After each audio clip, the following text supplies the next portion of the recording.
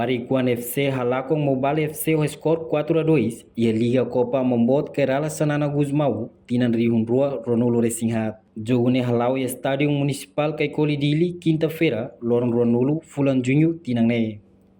Ante jogo ne hahu adeptus usi klubu Rua refere fo suporta makas li husi haklalak no hatung malu hodi fo coragem mbasira na equipa ida banhira jogo ne lao husi klubu Rua ho esforço makas buka pontos mas bem husi klubu Mobile FC mak recolhe uluk pontos ida e minuto tolonulu recém Rua ne laran husi jogador Honarang Eufrásio Lopes ho número camisola sia hodi hakat by score 1-0. La clear husi ida ne continua marca golo husi ne belum Expedito Ximenes o número camisola Ronolo Racing Hat e minuto tolonolo Racing Nen, onde retam pontos 2-0, to e a primeira parte remata o score 2-0. A Fuentama vai jogo parte da Rua Knian e minuto limanolo Racing Tolo, jogador Honarang Nêncio de Jesus, o número camisola Hito usi Warikuan FC, marca golo ida vai rede Mobile FC Nian, onde hakat be score 2-1, no la liu minuto Hito nulo jogador Anísio Boa Vida, na fatin husi Warikuan FC ho número camisola Sanulu Racing Rua,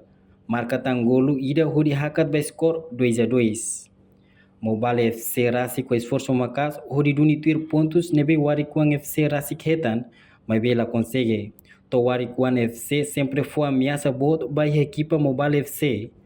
To e minuto hitunulo recensia jogador husi Warikuan FC, Honarang Angenulo Viegas, o número camisola Sanolo Resinida, marca tangolo ida hodi foti sirene pontos husi 2-2 saiba 2-3.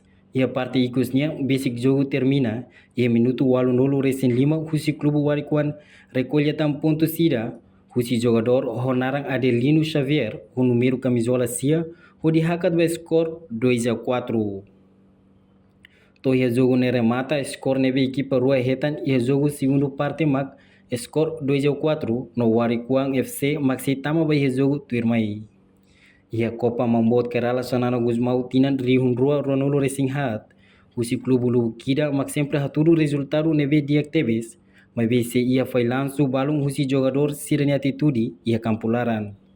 Jogador na intolo husi Warikuan FC Racing ketan cartão Kinur Homian husi árbitro Fernando da Costa tamba jogador sira lalau tui regras jogunian e a campularan.